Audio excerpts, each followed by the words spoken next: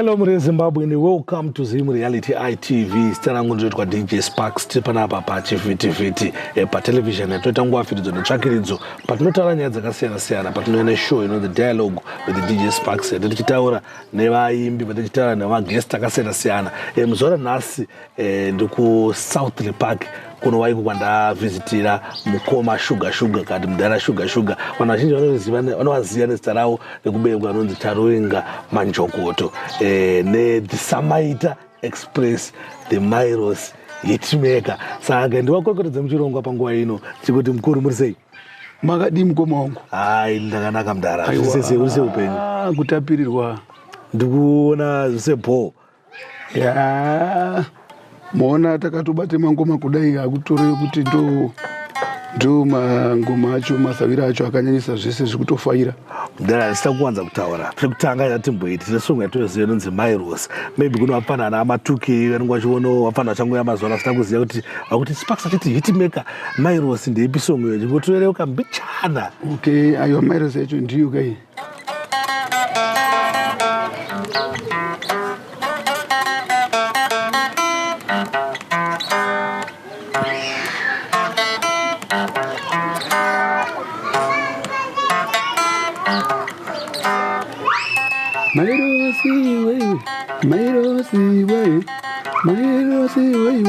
Mairosi we, une pamuromo, Mairosi we, une pamuromo, Mairosi we. Kakainja, une pamuromo, Mairosi we. This is a big tune, guys. In those songs that I got Mudhara Sugar, and I'm Zimbabwe Sugar, Munorwa, wire. Munorwa wire. Something I would say, opinion. And would write. Zufambe. Would write. I think pane mazuva akatipera wamangora akatipera andopa zvazvamuita sekuti derere mushure mekunge ndakamboenda kumhiri kweoniniyo kuSouth Africa. Alright. Zvakambototidzikirei kuno asi ikoko zvaitofaya because taita mashows. Asi kuno kumusha zvatidzikire. Kuti chakaita timuende kuSouth Africa muchisiya mafanzi. Pane umwe muchinda akangondidaidza uko zveemergency kuti uya umboridzira vanhu magitari kuSouth Africa uko ndokutondibhadharira mari ikoko tiketi rendege kutopandati ikoko ndakaenda ndokutoita makore akawanda ndiri ikweyo. Saka makaenda muchaenda kushowa munazombodzoka here mudhara? Handina kuzombobva ndadzoka. Ko bendi makaenda nebendi yakati makaenda sei? Ndakaenda ndega. Saka zvazvinoita kunoku tine vakomana kuSouth Africa tine timu futi. Weno wafuti waya? Yes. Titori nebendi futi kuSouth Africa. Alright, saka pamakaenda ikoko makangosvika vakomana vatoripo zvese zvitoripo. Zvese zvakatonaka zvese. Asi pamakaenda ipopo mune here music yamairekodha ikoko? Nditori nemaalbum maviri andakarekodha ndiri ikoko. Right. Because this is my album atinoziva takanzwa rainzi zviri mukati, takanzwa rainzi zvamunorwira. Chamunorwira ndika.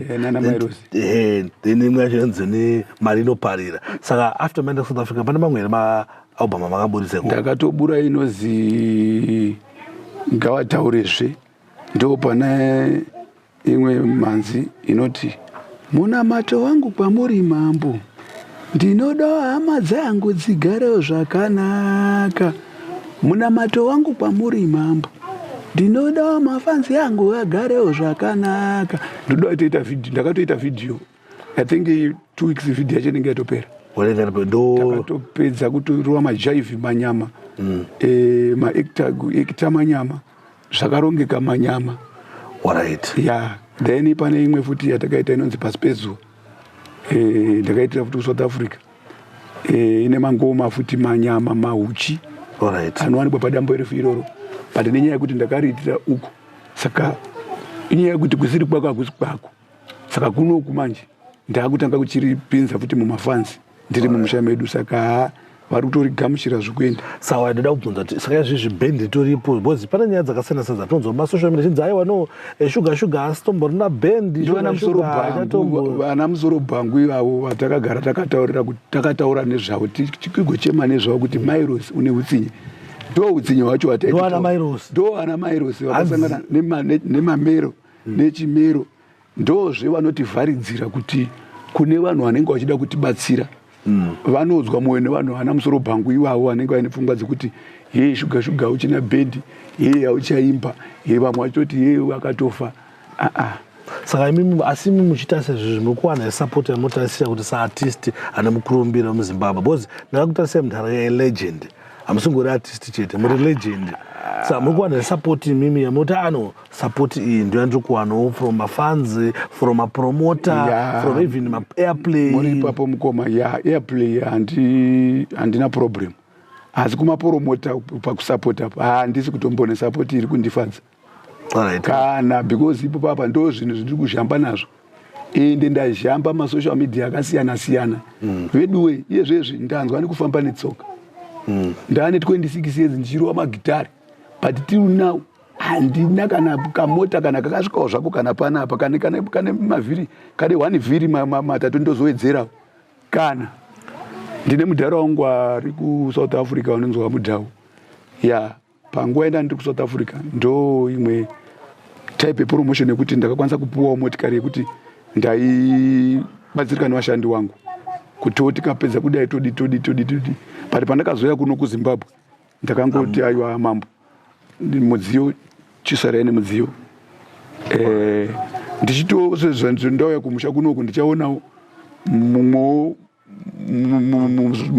musapota oro promota anokwanisa kuzonditirawo zvandaitirwa izvo nababa vamudhau ndo zvandaitarisira but kubva ipapo ndanzwa nekufamba netsoka ndanzwazvo nekusekwa nekutsvinyirwa ende izvo zviya zviya ndo zvinhu zvinoita kutoti vana musoro bhangu vaya vanenge vachifunga kuti isusu manje tiri maartisti asina basa vanenge vachitoti pavanondoona ndichingofamba netsoka ndichingoonekwa pese pese wobva watoti wopiko uyo ana nemusoro ana chakazodai vakutaura zvina basa futi but inini handina mbobvira ndapera zvangu nditori magamaga zvese zviripo music iripo zvese zviriti kwati kuti kumbonzwawo kuti zvoni pana sewikini vari kupa vanhu mota makambozvinzwawo izvo sewikeni manje ka inini manje kungoti one day chete kuti ndichangoti tongoti ikazve ndiye mudhara wacho wandiri kuvharirwa kuzi ndisamuona ndinototenda zvikuru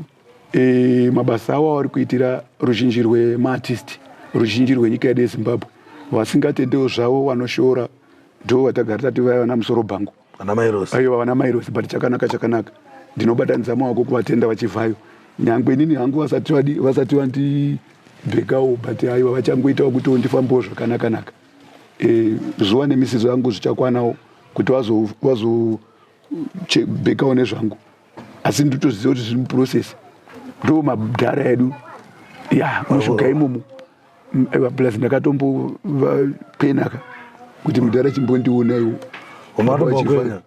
ndakatombowakwenda kuti mukuru but itaimu chimboonawo mairosimakawakwenya sei makawakwenya pafacebook ero makawabataeno ndakangochemawo ndikatsvagawo kune mumafanzi ndikati naivo vachivhayo ivo vava nhamba dzavo ndingadziwanawo sei ndimbozhambawo kwavari ndobva ndapiwa nhamba dzavo nemunhu asina kunditirawo godo asi havasati vandipindura zvangu zvekuti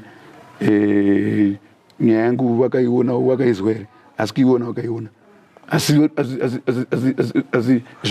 shure kuti nhamba dzamakapiwa ndidzodzo pamwe ndokunyepa ndidzodzo saka iye zvezvi ndakatotarisira nemaziso mamenoti mangani kuti ndimbodzo right but pane newspaper ratakaverenga that is mswa 13 May 2015 ranga rakanyorwa neHerald nemwe inonzi All Africa so enzima kuda kusiya music zvaifamba sei 38 May gore nei aiwa 2015 kusiya music ndakamboda kudaro nenyaya yekuti panguva yepiracy yayo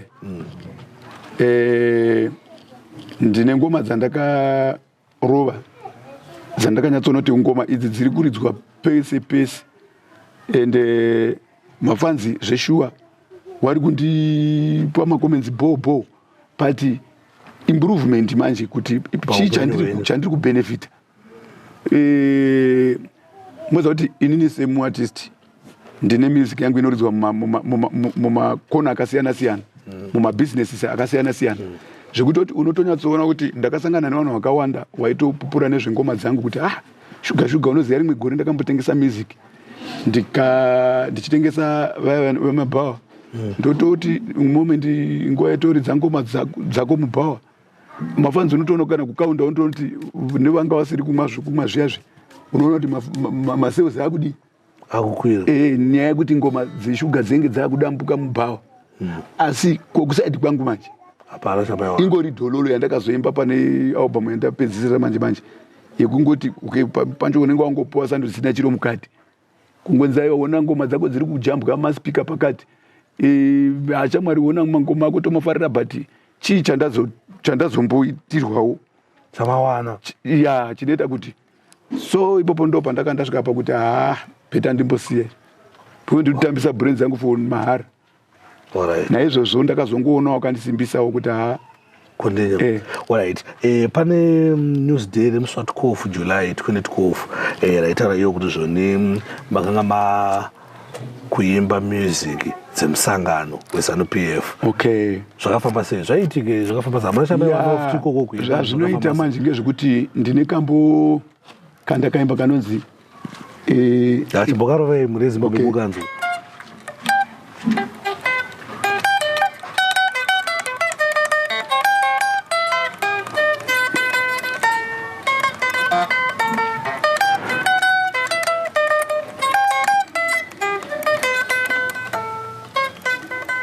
Ngatidade nayo Zimbabwe yedu vana baba oe, chokwadi ngatidade nayo Zimbabwe yedu vana mai oe, chokwadi ngatidade nayo. Pandakaimba kambo iko kaka vanokaziva ndakaisa zita raGushungu vanga vari president vedu panguva iyoyo, baba vaMugabe, ndichitosa president vedu ndaimbawo zvingoma indaona kuti ngoma inge yazikanwa zvekudai regai ndichingoisawo nemadunhuriro avo ataiziva nawo zvakakangofanana nekuti izvezvi zvine mutungamiriri wedu baba weMarsoni Mnangagwa ndoemba nezvemadunhuriro avo ndo president vangu ndo president vedu ndoimba zvakadaro ndobva ndatonzi ikazviwakimba zvemusangano ndikati aivazve kana zvazvakadaro zvakaipi handindo musangano wacho wakaita kuti tizowana shuga nhasi aiwa tiwane kusununguka. Asi munosapota here baba wedu vaMnangagwa munovasapota here zoraibata because seri kino akachibatsira vanhu seri neseri akachibatsira vanhu ndo kuti shuga yacho because musangano iwoyo yaka pasina yemusangano iwoyo hapana tenge chingozhamba kupera. Alright. Tisuzvana hacho kungoti isusu tozi sakushamba kwamukuita zvizvi kuri nani pane kuti inini zvangu pamaworks aripo pane album riri kuuya here atingatarisiye kuti maybe pamberi apo tingasangana nealbum muna July ndo muri kutobuda album ipo papa nditori mubishi nevakomana kugadzira album rinenge rine ngoma 6 dzakaperera idzi dzese dzamonzwa dzitenge ichita dzimwe dziya dzenge dzekungoindicate kuti aiwaka titoriti. But album ungungu ndengu chaiwo wakasangana neubwada uri kuya muna July. Zvakabarongeka. Mune management here yekuti management ikukurongerai zvinhu kana zvinhu zvese mukuzvita mega? Ya management iripo asi dambudziko riri kuitika kumanagement nderekuti bendi mutoro ende zitirera rimwe rekuti even manager ndopedzera nda kutomunzwira watsitsi kuti but muchinda uyu anopedzera aputika nemusoro nekuti zvinhu zvacho zvoda mari iye pamba chanenge asina mari saka manager aripo anoitwa Mozi Nyagupu aripo muchinda iye ari kuzamawo kuti atarika but zviri kumuremera ega zvega zviri kumuremera. Pana ndiri kuSouth Africa ndanga ndine 2 managers saka 2 managers vanobatsirana kunewo maartist asina mamanagers amene kuti vanozvigona sei kuti zvifambe. Takatombozviitawo panguva yandakanga ndichitanga kuda kuexperience basa iro riri tidakumboti ndozviitira ndega but ndakasvika futi pakunyatsoona kuti aiwa ndega hapana kundoenda because zvazvinoita paya like nhasi tine show zvatine show nhasi ikoko kwatinoda kuoridzira kunofanira kunge kwakutozikanwa kunzi pari kuda zviri kuitika. So kana ndisina manager ndinizve ndaifanira kunge ndiri ikoko apa vanhu vacho vanoda kuona futi inini pashow. Saka moment yavanondoona ini ndichironga show isati yatanga ndo paya pekuti ndenge ndakutodzikisira standard rechi level reband. Instead kuti ndofanira kusvika panzvimbo mafanzi atomuchiki dzekuti mukomana ari kupindira nguva yapo. Saka idini ndikatodai senguva ine ndatosvika panzvimbo ndakutoonekwa zvinodzikisira futi malevel eband izvozvo. So ndo dzimwe nyaya dzototidira mamanagement plus manager wakakoshera futi pakuti vakomana vatonge shanda nawo wayo pamwe pacho zvinowanetsawo pane zvinovaremera kuti vataure zvimwe zvinenge chivashungurudza mumwoyo dzavo according kuti basa riri kufamba zvakanaka here kana kuti inini wacho semuridzi webasa ndiri kuvabatawo zvakanaka here. So kana paina manager vanoone pakavarerukira manager wacho zonditipirawo kuti todai tochionesana.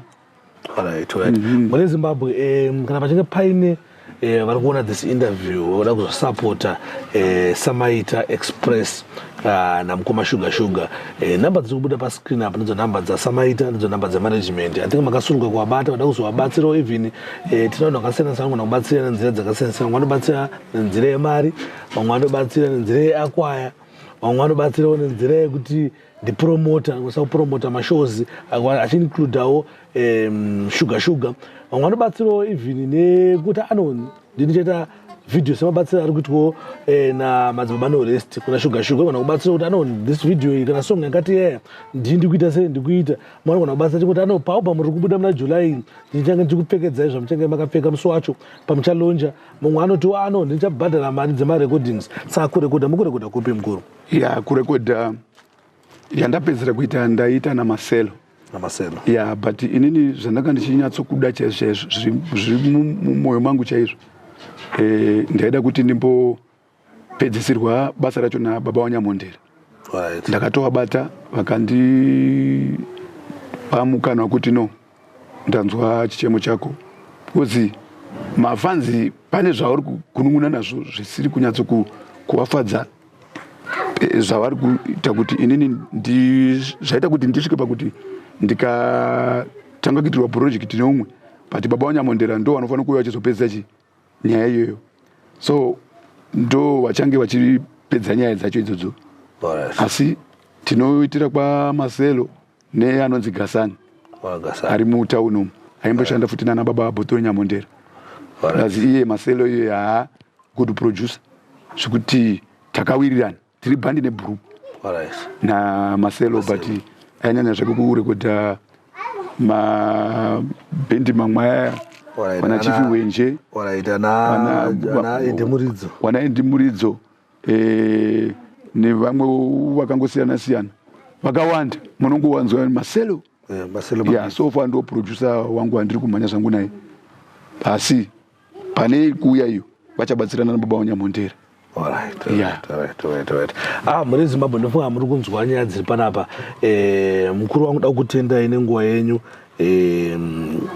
masiya zvese zvanga muchiita makavati mufana wege ndigara naye pasi kuti taure tidiscuse muri Zimbabwe ichinzwawo. I'm sure muri Zimbabwe ndakukumbira on behalf of Samaita Express, please guys ngatisapotei music yedu, ngatisapotei local yedu. But ndisati apedza zvangu mukoma nyatsovataurirai muri Zimbabwe nekuti pamwe pacho handidi kuramba ndichitaura ndanzwa nekufamba netsoka maspikers ebhendi ndotakurawo maspika here ebhendi nemusoro redway base bini rebhendi munoriziva kuti rine 2 ma18 inch mukati uku kunenge kuine 1 base bini uku 1 base bini rine 2 nemamidhi acho maspika tinawo but totakurawo nemusoro here because iye zvezvi kuneva nemota dzavo pamahiring zvinhu zvandinazvo kuzvihaya chete pa one day kuti ndichitobuda muno muHarare hapana anondichaja mari iri pasi pe $60. Kana watoona munhu anokuchaja mari iri pa $60 mufesi wako. Alright. Lese ndoda kuita show pa bangeti kana pa bhora ndoa nezvepadhuze anenge achida 60 70 vandi kutaura ndewe mari dziri pasi because isu tikabuda nemotikari atiti mota endotisiya tinotomeka sure kuti mota taenda nayo ndo ichadzoka futi nechi. Saka munhu anogara achajaji mari yake. Saka challenge hombe yatiri kuita ndeye transport yekuti achatitakurira zvinhu nevanhu vangu vebhendi. Mari iyo ndikaikalkuleta ndichihaya ndiri kurasha mari yakawandisa nevane handizi kuti vaya vanoita rent to buy kune makambani emota munopa vanhu vanenge vakaita seichechezvo chimbondoda kuti ipapo ndinyatsopanzvisa because inini nezvinhu zvandinazvo nenhamba yevanhu vangu vandoshanda navo ndakaita calculation yekuona kuti ndikaona hangu inini kambani inondipa chirori tigati kuti chirori chache kana chikombi chekuti ndogona kungobvisa mamwe masiti ndoti ndoseka gepi kwekuti vamwe vanhu vangu vagare imomo zvimwe ndodai uko ndinochengeta mari pa 2 months ndenge ndapedza kuchibhadhara zvisisimati because mari yese ndenge ndichiridza yandaifana kubhadharira vakomana vangu transport nemari yandaifana kuhaya kubhadhara mota mari iyo ndikaichengeta ndinotobhadhara mota ndenge ndakapuwa nechikwereti ndigosara neprofit futi ndigotenga futi imwe mota ndikuruza mari dzakawandisa nenyaya yekuti ndenge sina mota nditakurire zviro. Saka aiwa dzorai moyo yenyu mapromota imimi mabhosi mune zvinhu zvenyu zvechokwadi chimbondiona iwo ndo chichemo changu chihombe munamato wangu mukuru kwabo pamuri imimi mafanzi nemabhosi nenyika yekwangu nemafanzi angu chii chakadaro shuwa kuti ndakabvira kari kuzhamba inoita ndoite kupa matata kupa matata ndokwandiri kuita kushamba chazotoite ndochema here muda kundinzwa ndichichema ndanzwa nekunzi hana musoro hana kurongeka okay ina handina musoro but ndatenda. Alright, mune Zimbabwe. Thanks for watching, thanks for supporting Zimret ITV. Nandina mdara sugar ungachimbo discuss now timbona kuti career kufamba sei zvinhu zvikufamba sei. So guys kana mukutonera ku YouTube musina kuti follow kuma Facebook page yedu, please follow us. Kana mchinga mukutonera ku Facebook musina ku subscribe YouTube channel yedu, please subscribe our YouTube channel so that anytime patino post something new, patino post something brand new, unoona notification isvika kwauri. Amina mdara sata vhara unangovhana kana namba kama unangotorera kana kana paubo muri kutera kana kuti chi. Okay. Okay. Munongozoti waidze YouTube.